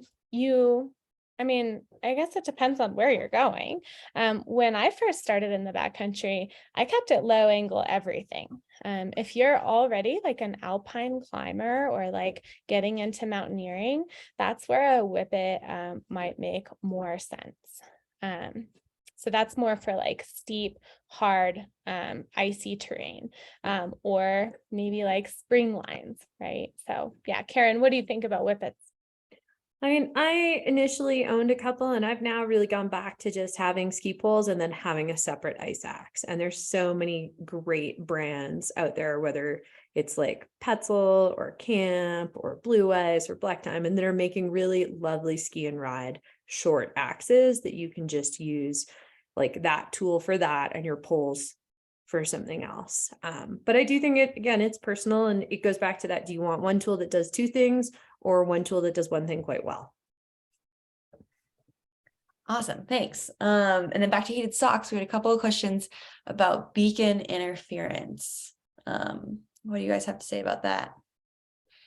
Hard to get your foot that high. Yeah. And there part of one of those questions was like phone, right? Yeah. So what is it like? It has to be in transmit mode. It has to be about 25 centimeters, like about a foot away from any electronic device. So your transceiver is going to be in a different pocket than your phone, and your foot, for most people, is more than that far away from your transceiver. And yeah, I think that's kind of like the simple version. Yeah. Is that fair? Yeah, that's great. And then a couple questions on back to skins. Folks are asking, do you only use the skin savers when you're storing them, or do you ever put them on when you're transitioning? I don't do that. I think it's extra work. And I think when I initially got skins, I tried, but like that's another thing to try to hold in the wind and like get in place. And it just seems like more hassle than it's worth. And so I haven't for years, and I don't think that's impacted my skins at all. I think that looks like that's the general consensus from all the nodding heads. So yeah, I would say that's definitely not a necessary thing. And then there's is it bad to store skins folded in half on themselves rather than on the skin savers? Kind of revert back to previous question. It's totally fine. And I actually know some people who are really particular about their skins and prefer it without the skin savers. Just 'cause there's like, they're touching each other, so there's no chance for anything really else to get in between them. And sometimes like your skin savers might pick up lint or dog hair or something else when you take them off. So I think in general, the consensus is skin savers are something that comes with skins, and a lot of people might just throw them out pretty instantly. I think the other option would just be if you just live somewhere really warm and you can't get part of your house cold. Like I used to live somewhere where building without air conditioning definitely stayed warm at night and during the day. And like skins don't appreciate being kind of like cooked for 6 months of hot summer. So if you don't have a cold kind of basement like storage, then that might change how that glue product is interacting with that level of heat for that level of time. But living in the mountains in Colorado, I just stick my skins to each other and toss them in a bin and don't find it's ever been a problem. Yeah, totally. And someone had asked too about storing them in the freezer, which if you're in like that hot situation, that's definitely an option. You need the freezer space for it, but I do know folks who do that, and it can like increase the longevity of the glue if you don't have a otherwise relatively cool place to store them. Then let's see, maybe in the interest of time, we will keep moving on with the presentation, and then we can come back and address some more questions at the end. Awesome. Perfect. So getting started. Whew, we got all our gear. Now what? Right? What do we do with all this stuff? So the best place to start is here. So you're already crushing it. You've made a smart move by showing up tonight. But when you're thinking about getting started in the backcountry, you're going to be getting the knowledge one step at a time. And there's really no rush. There's really no rush when we're talking about something as risky as the backcountry. I always like to think about our mental bandwidth and how important it is to keep it clear. The more knowledge and experience you gain prior to even entering avalanche terrain, the more of your mental bandwidth will be available to make sound decisions and to take in important observations. So one of the best places to start is becoming confident with your downhill abilities in resort, or by hiring a ski instructor or a ride instructor, or just experience mileage. Just get comfortable with your equipment, because the backcountry isn't the best place to be faffing around because there's increased risk there, right? So you can start on your own, right? Like look into your resort's uphill policy. And every resort is a little bit different. I know, like I live here in Fraser, Colorado, and right next to Winter Park, and their uphill policy is super relaxed. You can uphill all day long and just hike and resort. And then other resorts want you to be down before the lifts start running, things like that. But look into that. That's a great place to start, just ironing out the kinks with your transitions and just all of the ins and outs of just walking uphill and then transitioning to downhill. And then we mentioned this earlier tonight, but resort demo days or gear rentals is a great place to kind of just get the feel for what equipment you want before you commit to buying it, right? And there's so many events, especially you can check out Weston's website that you can do free demos in resort. So highly recommend looking into demoing some equipment. Anything to add before we move on? Oh, that's awesome. Nice. Cool. So an intro course. Oh, there's plenty of guiding services that offer an intro course. And this learning to become confident with your abilities downhill and taking an intro course are kind of the steps leading into taking your first avalanche course. So an intro course is where you can get experience from a professional. You can get professional feedback and education on all of the ins and outs of all of this equipment and gear before your mental bandwidth is being thrown at really dense snow knowledge that you'll be learning in an avalanche course. So the intro course, like I said, a lot of guiding operations offer these, and some in particular that we recommend and partner with are San Juan Expedition, Silverton Avalanche School, Blackbird Mountain Guides, Golden State Guiding, Backcountry Babes, and almost any guiding service near you. I'm pretty sure you could just call them up and be like, hey, would you be able to like put this together? And I'm sure they'd be more than willing to get that done for you. I'm sorry. Yeah, so there's tons of different benefits of it, right? Try before you buy, professional experience from a guide, skinning techniques, and so much more. Definitely go to SheJumps, Weston, and your guide, any guide program's website to learn more about any offerings like this. Nice. Cool. Sarah, did you want to hit any of that before I dive into it? No. Why don't you go? Awesome. All right. Well, I think all of the presenters and panelists out there today would say getting avalanche education is absolutely imperative once you're venturing beyond testing your gear at a resort or testing out kind of an intro to backcountry program. And that shouldn't in any way take away from doing both those steps first.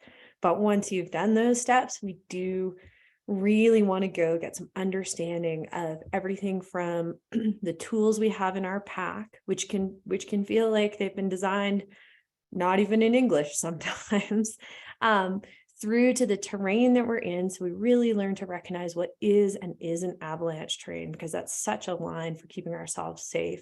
And then through to understanding more about the snowpack and the avalanche problems, because that's how public safety messaging is communicated. We need to understand the language or lexicon of public avalanche forecasting, regardless of what region or what state we're in. Without this training, it can be hard to even read that website and have it make sense.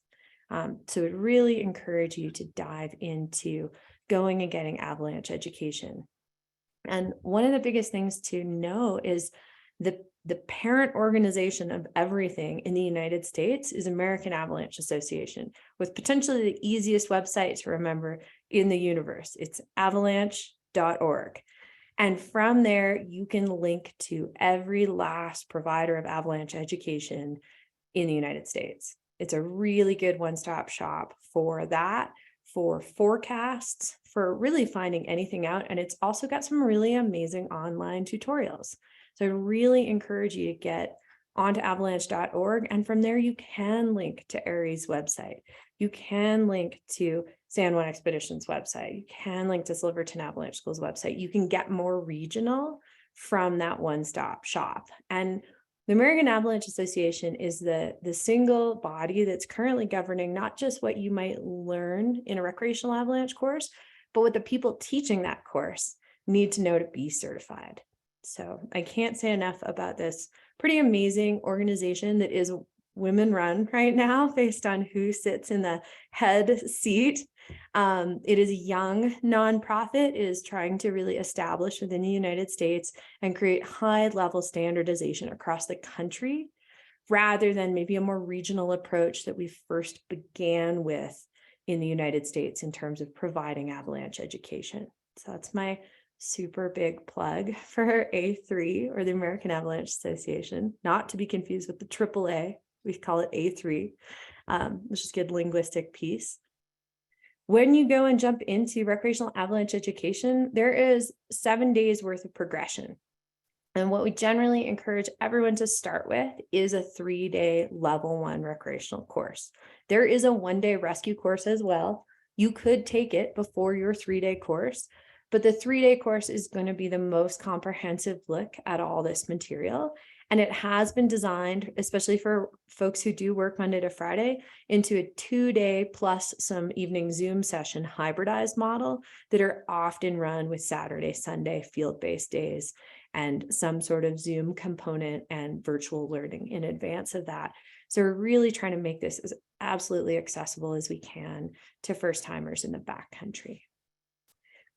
From there, if you really aspire to keep getting out there and maybe getting into more substantial terrain, or you just want to understand more, you can also take a level 2 avalanche course. So another 3-day course that builds on your learning in the first one.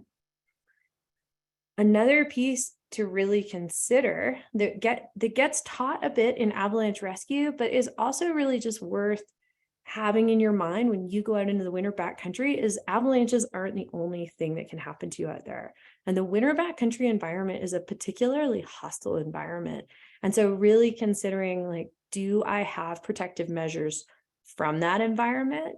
If I get injured, do I have things to help me like deal with that injury and also protect me from the environment and maybe protect my party from the environment? Do I have a way to call for help? Do I have something other than my cell phone that's going to be useful to connect to a 911 service? And most of us who are both working in the industry and also just, I recreate a lot alone in the mountains in the summer. And we all really push having a Garmin inReach, or having what is effectively a satellite texting device that you can pair with your cell phone. So you don't have to sit there and do any sort of 3-digit or 10-digit crazy numeric texting on this small awkward device. You just get on your cell phone, it Bluetooth is to your satellite device, and now you can send out on the satellite network, which means you can communicate from pretty much everywhere other than the densest of timber. And even then you'd still get your satellite message out. But that ability to communicate for help is so vital when you're out there, and then having the equipment that can keep you safe while you wait for rescue if you can't self-evac. Sarah, did you want to hit any other plugs on that? No, you're doing great. Nice. Awesome. And then I'm handing the mic to you anyway. Okay, you're like, On to okay, your Sarah turn McGrady. anyway. Awesome. So trip planning resources are super important, and you will learn some of these resources in your avalanche education class. I don't know who said this, but it's a widespread saying now, and I feel sad that I don't know who to give credit to. Chime in, Karen, if you know who said this. When avalanches are the problem, terrain is the solution. We talked about this 2 weeks ago, and we did. I think it's just universalized. It's a universal excellent statement. We all own it now. But it's so true. What we have control of is the terrain that we choose to travel in, right? Avalanches occur on and under steep terrain, right? So how can we plan our trip and use mapping tools to avoid avalanche terrain so that we can live a long, happy life as backcountry recreators? So knowing how to plan a route can save your life, right? And you can have a ton of fun on low angle POW without even entering into avalanche terrain. I always like to think about it like, if you think about, green runs, blue runs, and black runs in resort, which of those are avalanche terrain? Well, blues are generally not quite avalanche terrain yet, which goes to say, like, I've had a lot of fun on blue runs. So that's to say you can still have a lot of fun in the backcountry without even touching or breathing on avalanche terrain, right?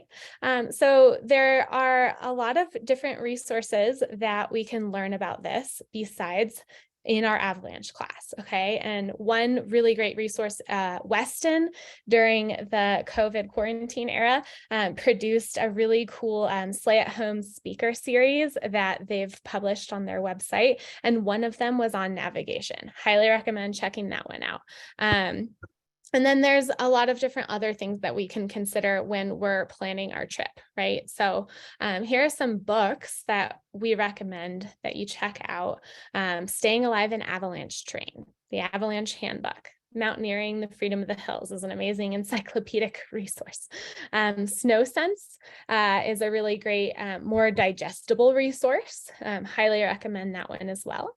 And then there's a lot of different guidebooks that you can check out. Making Turns collection, Beacon Guidebooks, has done incredible work at making information about different backcountry zones more widespread and available and user-friendly to use.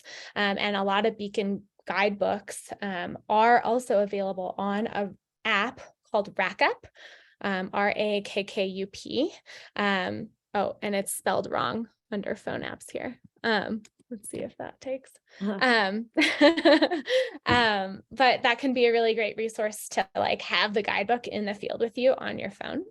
And then Mountaineers Publishing as well produces some really great guidebooks. Avalanche.org is a really great place to go for a lot of cool resources on building up your knowledge base. Avtraining.org, we have a resource section, that's ARI's website.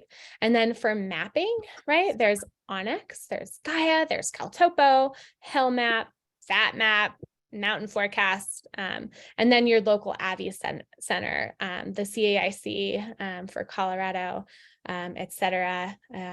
Absolutely important that you get familiar with your local Avalanche Center's website, if for nothing else, than to read the forecast. And then shameless plug, submit an observation after every day you go out a data forecaster, and he would be sad if I didn't mention that. It is so easy. You don't have to be a professional to submit an observation. Like if you see an avalanche, just note where you saw it and let them know. Let your forecast center know. Phone apps, right? All sorts of different mapping apps that you can have on your phone. And I've already mentioned the blogs and the Slay at Home speaker series that Weston provides. So a lot of different like fun resources for you to check out while you're, thinking about booking your next intro course or avalanche course. And then I'm going to pass it off to Sarah to talk about community, because it's such an important part of this whole thing in the backcountry, is making friends and going out with people you can trust. Yeah, definitely. Thanks, Sarah. Yeah, she was just mentioning, we've gone over the gear you need and kind of like the safety progression and different resources you can have.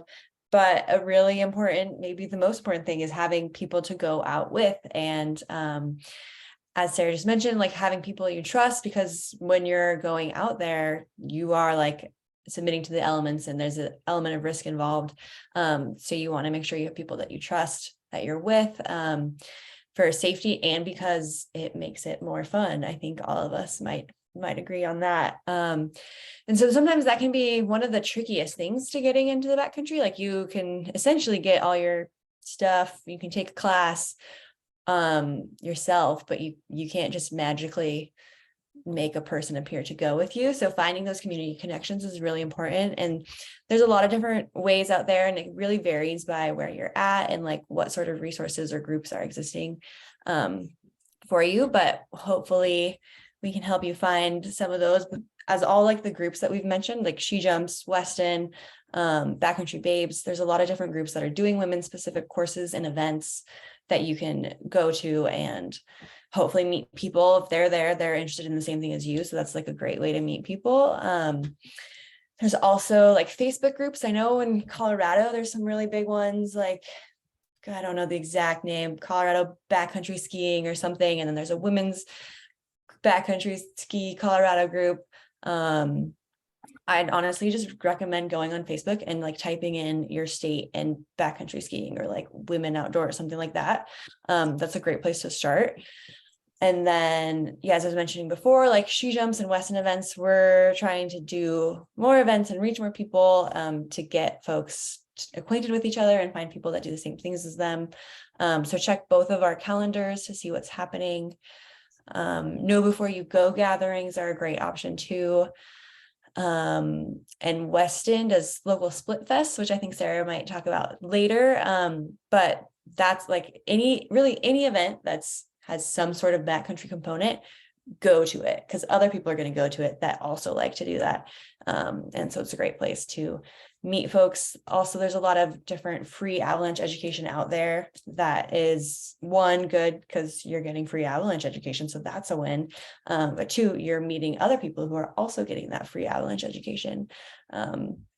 And that again, like varies by where you are. I'll just do a quick plug for Friends of Earth Who Pass. So I volunteer with them, and I feel like we're doing like 4 Abby awareness classes a night these days, and they're all over the Front Range, but we also have some virtual ones. So I know not everyone's in Colorado here. So I'd really recommend checking out those virtual classes because you can tune in from anywhere. They're great. So there's my plug for that. And then also partner up. Like when you find someone and you start talking and you think they're a good fit, like snag them up, get their number, and start like making plans. Maybe first you meet at a coffee shop and feel each other out, and then go from there. And when you're doing that, things to consider are like, do they have a like-minded goals as you? What's their backcountry education and their experience level? Do you want to ski or snowboard, the splitboard, the same kind of stuff? And a really big thing too is like, are your risk thresholds similar? And that might take a couple tours to quite figure that out. But finding people who really just like align with what you're looking to do and have the same level of risk tolerance as you will really help. And another thing that can factor in is like athleticism. Are they similar to you? Some people are fine with any age group, or not age group, any ability level or speed. Other people might be like, really like, I've got 2 hours and I need to get this done. And so if you're like learning and want to like take in the science as you're going, that might not be like your great partner as you're getting started, because even if you can keep up, you might not be like learning along the way. So there's just lots of different things to think about when you're partnering up or finding mentors. And I know that's a lot, but Sarah or Karen, do you have any advice or thoughts to add to that?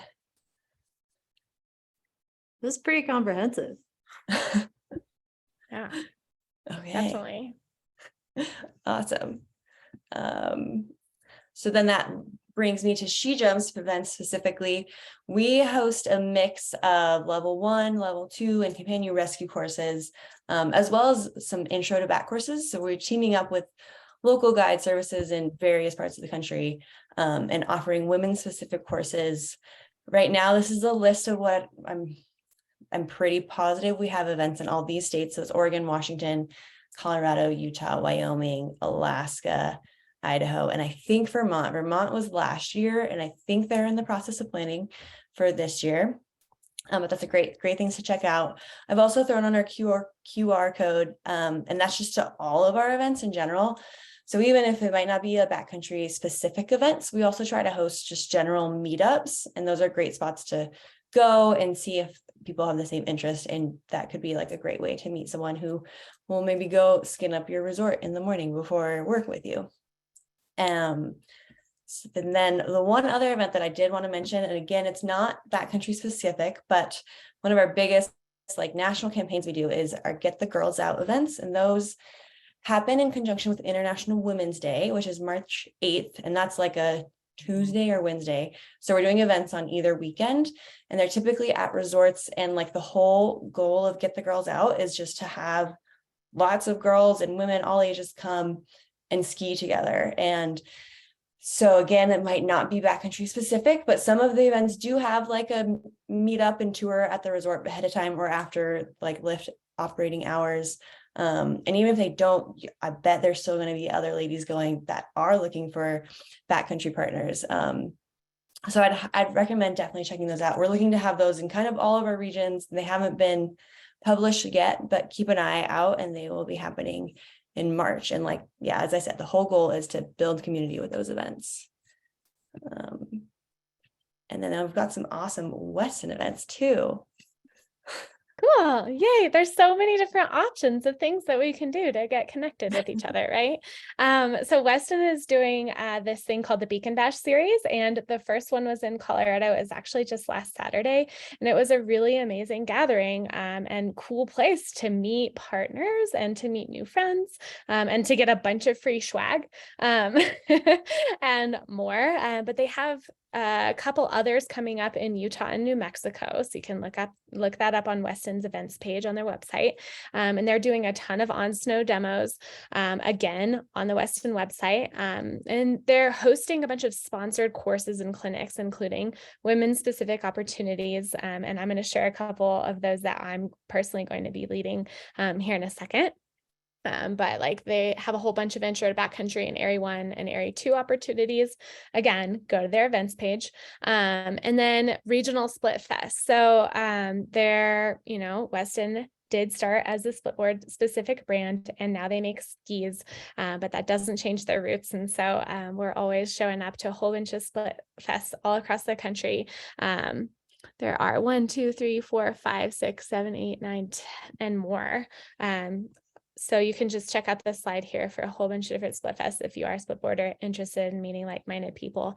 And like I said, go to the Weston website. They also have a community Facebook page. And I've already talked about this, but the Weston community is super inclusive and welcoming, and it's a safe space generally to ask all of your questions. So highly recommend joining that Facebook group.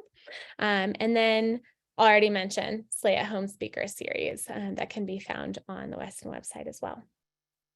And then a couple events that I'm doing in partnership with San Juan Expeditions, ARI, and Women Who Splitboard. I just lied. I'm not doing the first one, but I'm doing all the rest. Women's Mentorship Program has been hosting a lot of panels, conversations between women in the industry who are already doing it. Karen is a mentor for this program, and every year we're able to build this program a little bit bigger. This is the second year that ARI has had this Women's Mentorship Program. So I really highly recommend that you submit your application next year to get involved with this program. I've heard amazing things, and it's been super empowering, especially you get to hang out with people like Karen. But the last panel conversation event of the season for the Women's Mentorship Program is tomorrow. And the title is Finding the Balance, Part-Time Work in the Avalanche Industry. So you can attend in person or virtually. It's going to be in Denver, Colorado, if you are in Colorado. But you can just go to the Women's Mentorship webpage on avtraining.org to find out more information. And then this is a TBD thing. I just kind of wanted to put a plug in here to stay in touch with me. There has been talk about putting together an in-person Alpine Development School like evening chat at Arc'teryx Denver. Date hasn't been set yet, but I will be the person presenting there.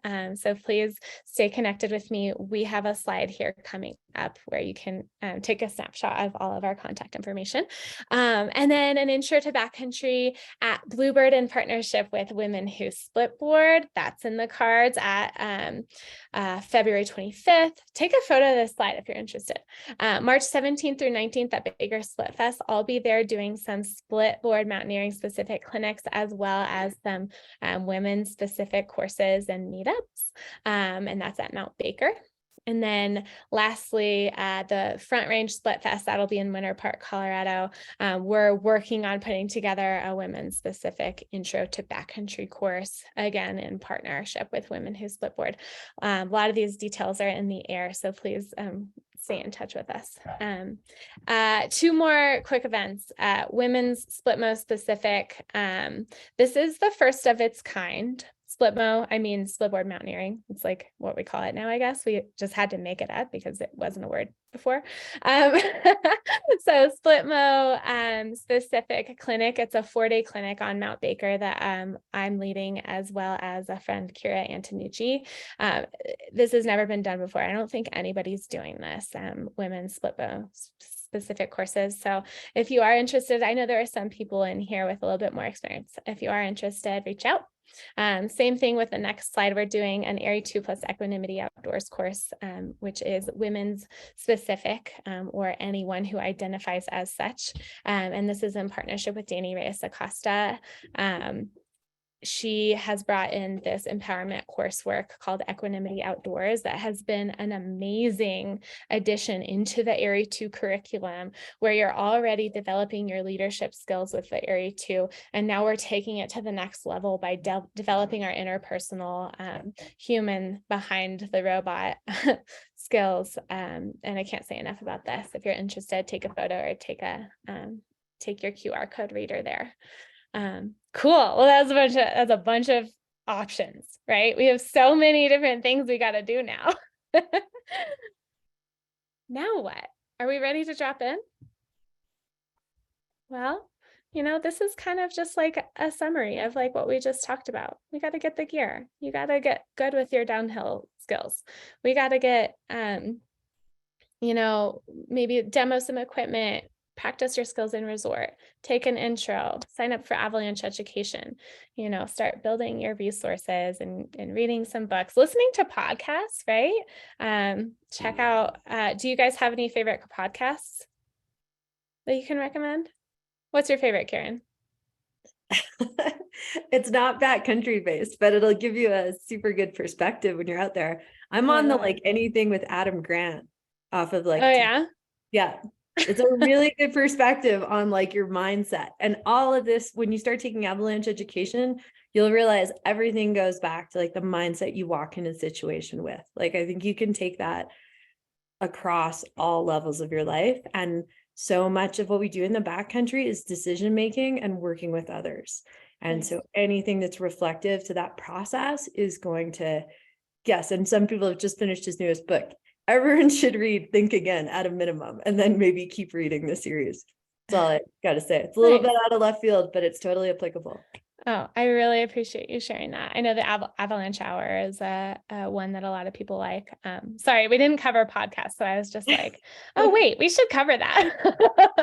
But anyway, y'all got your work cut out for you, and I'm super happy to remain a resource moving forward. I'm sure Karen and Sarah are too.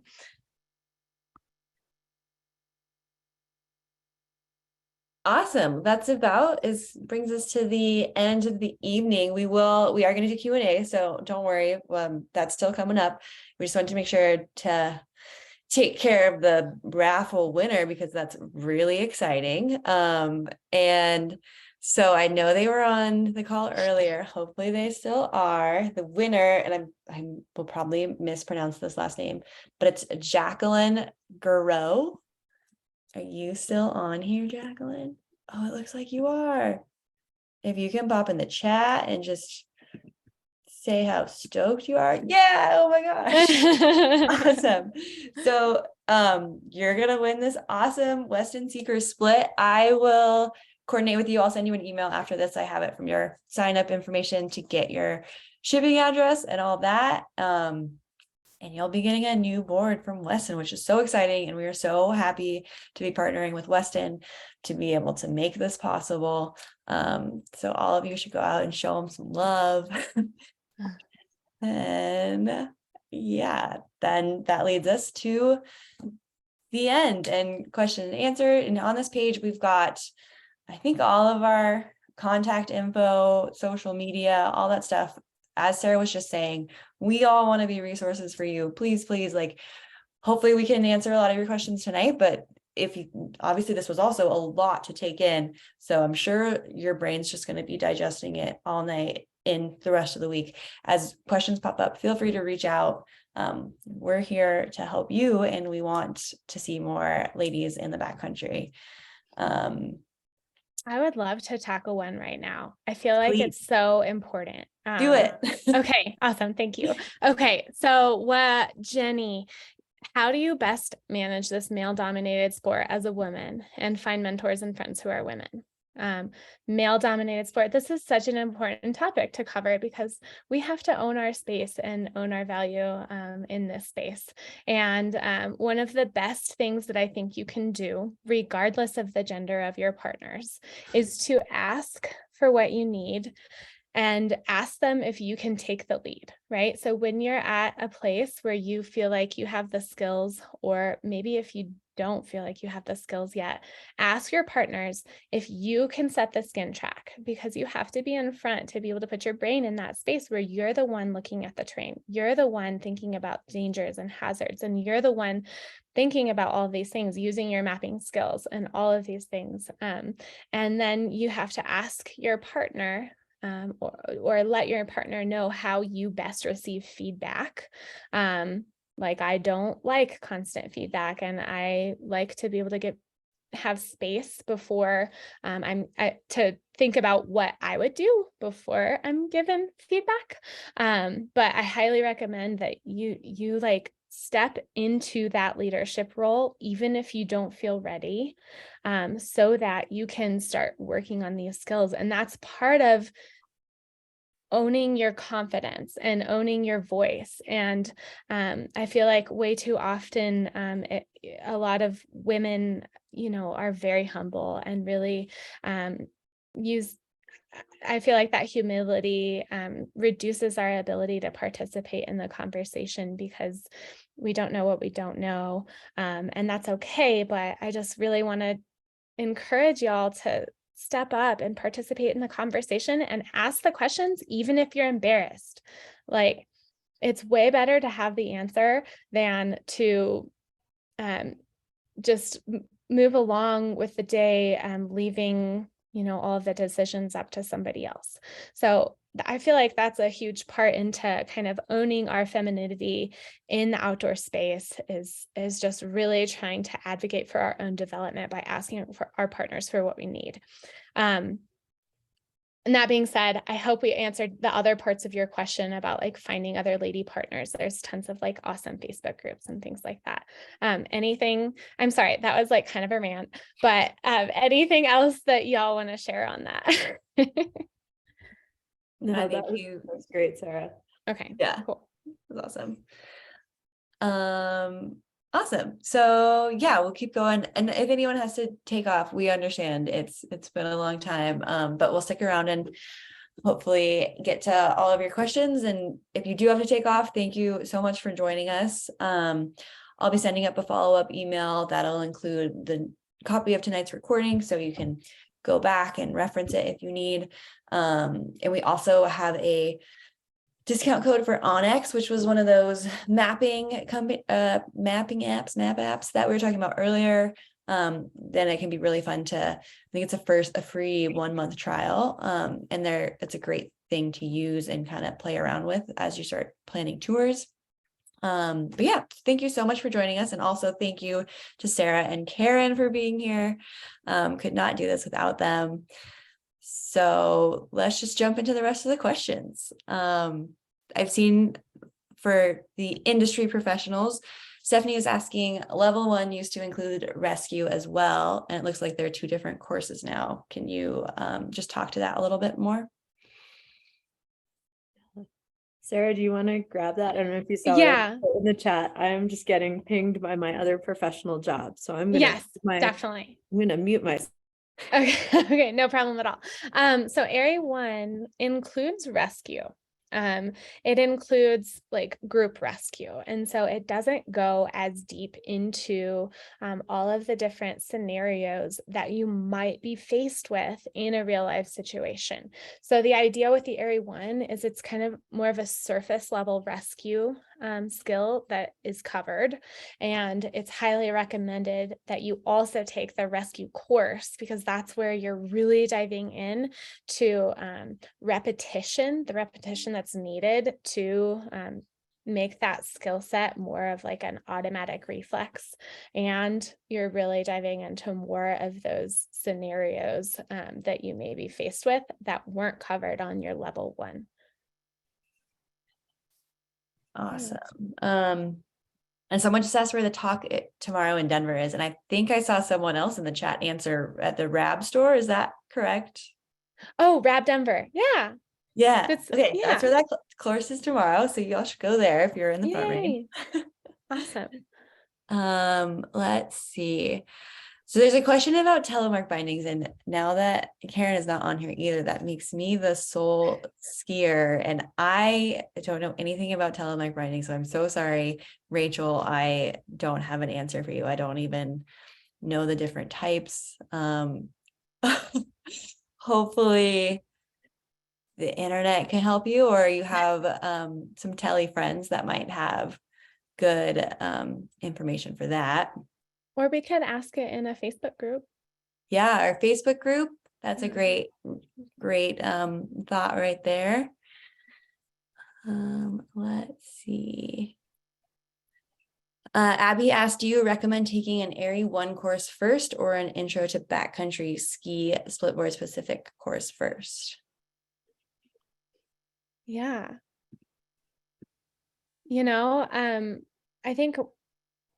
I think it's a good idea to take an intro first. If you have a lot of mentors and you have like a lot of, and you've spent a lot of time like really building up your own personal experience, then you may be able to skip the intro course and go into a level 1. What do you think, Sarah? Yeah, I feel like it's very person specific. It's not like it's not a requirement. So as Sarah was saying, like you can go into an AIRE 1 course and as your first course and be just fine. I think this is my own personal thought of, I've seen like the intro to backcountry ski and splitboard courses pop up more frequently. And I think it's because, and you can totally correct me if I'm wrong, but folks have been showing up to AIRE courses or like level 1 courses and don't know how to like use their gear, and then courses are having to spend more time just like helping folks with their gear versus going over like the material that they want to cover. So that's where I think like an intro to backcountry ski or splitboard course is really helpful, is just if like you just want to have people that know what they're doing to help you with your gear and like just little things to even like start getting out there. I think that's like a really great spot for where that intro course fits in. Sarah, would you agree with that? Yeah, absolutely. And I think it comes back to that mental bandwidth that I was talking about earlier. There are so many different things that can take at mental bandwidth. And part of it is one thing is your equipment. Like if you're focused on trying to figure out how this piece of equipment works, then your bandwidth is not focused on taking in really important observations that can save your life in the backcountry. And then in the context of an AIRE course, there's a lot of dense information there. So like anything that you can like learn beforehand to help you be more present, to learn as much as you can in your level 1 can help you a lot. So that's kind of the idea behind taking the intro course. Awesome. Yeah. Okay. And then there's a question about ski, a few questions about bindings, I think ski specifically. There are any thoughts on the safety aspect of DIN certified hybrid tech bindings versus traditional tech bindings?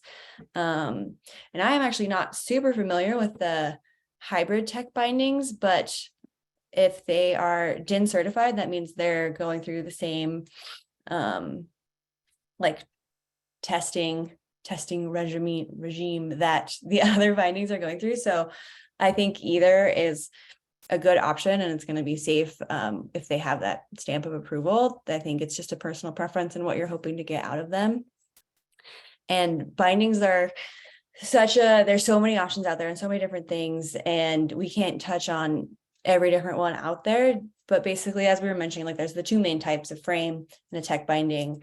And we kind of talked about those differences, and tech bindings are getting, I think when it first started, it was just when I like bought my bindings and they lasted forever. So I'm not super up to date on like the newest ones. Like DNFit was kind of like the main person out there. And now there's so many more brands that are doing So really just researching, or like, as Sarah was mentioning earlier, popping on a Facebook group and just like asking for folks' thoughts on like what they think of a specific binding, if you're looking at one, is a great way to just like source that knowledge and try to get like thoughts from people that are using exactly what you're interested in. And you can also obviously research it, but you can spend a lot of time. And I think getting that like firsthand feedback from people in your community is a great way to go for that. I think that's got most of the questions. Sarah, are you seeing anything else?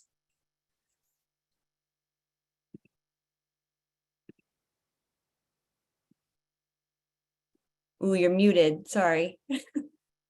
Classic. Actually, I'm impressed that I'm only just now making that mistake.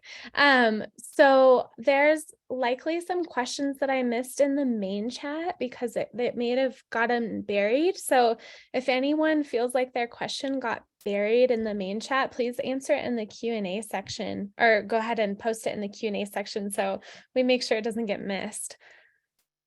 And I'm seeing actually one more about weight for boots and bindings. And I think not in terms of the weight of the gear, but the weight of the person.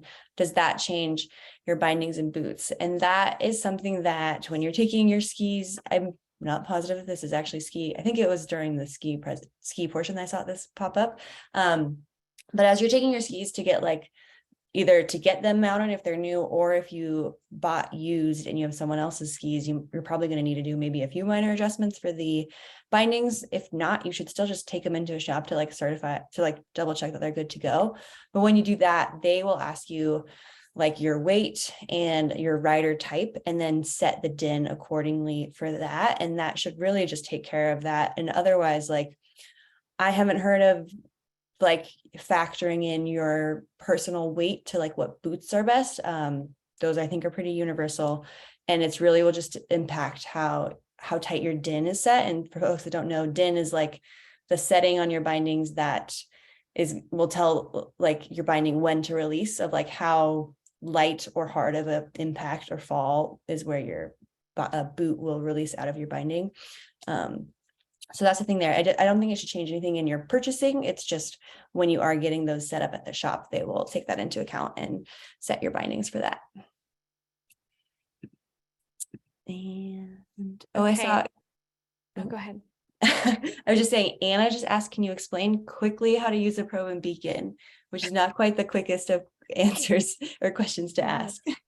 I can take a stab, just trying to describe it. I think YouTubing it is best because you can actually see it happen, which is why I just posted like the world's longest URL into the chat, because that was like the first thing that came up. But basically, like a probe has a bunch of links of usually made of aluminum, pieces that have a cable running through them, and you throw the probe downhill and pull the cable, and the cable snaps all the links into place so that it's a rigid stick now.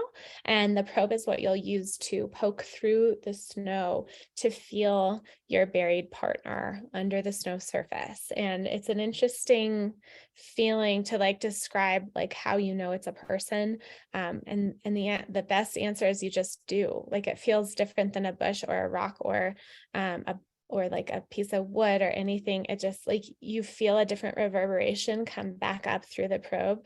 And so that's how the probe is used. And then the beacon, basically there's transmit mode and there's search mode. And there's every beacon works a little bit different as far as what buttons do those two functions. But transmit sends out a signal. Usually the range is about 40 meters, and sometimes it can be further, like up to 70. Some beacons are, that are more advanced like that. But 40 meters is kind of the general range that your beacon will transmit, and you always have it on you in transmit mode. And if an avalanche does occur and you suspect that somebody's buried, that's when you use your beacon's buttons to switch them into search mode. And search mode is where you can pick up the signals that your partner buried in the snow, that person's beacon is transmitting. And the in search mode, it gives you an estimated distance away that you are. And your search range is about 40 meters also, right? So there's a methodology that you'll learn in our rescue class as far as like how to rule out terrain so no terrain is missed. And then once you pick up that signal, you follow your numbers until they get smaller. There's also some arrows kind of helping you get to the person. So I hope that was maybe it wasn't that quick, but hopefully that's helpful. Awesome. Thanks. Yeah, Okay. that's great. Yeah. Awesome. Well, I think that covers all of our questions. And Anna said that was an amazing quick explanation. So good job, Yay! Thanks, Anna. but yeah, thank you all so much for joining us. And hopefully we'll see you, chat with you in the future. Definitely reach out. We'd love to stay in touch. So thank you all. Thank you all so much for coming. It's a pleasure to get to chat with you all tonight. And thanks for all the amazing questions and the engagement. So special to get to chat with so many incredible ladies. So yeah, keep it up and don't give up and stick with it. And it's a slow process, but just keep moving forward. Awesome. Thanks. Bye, everyone. Bye.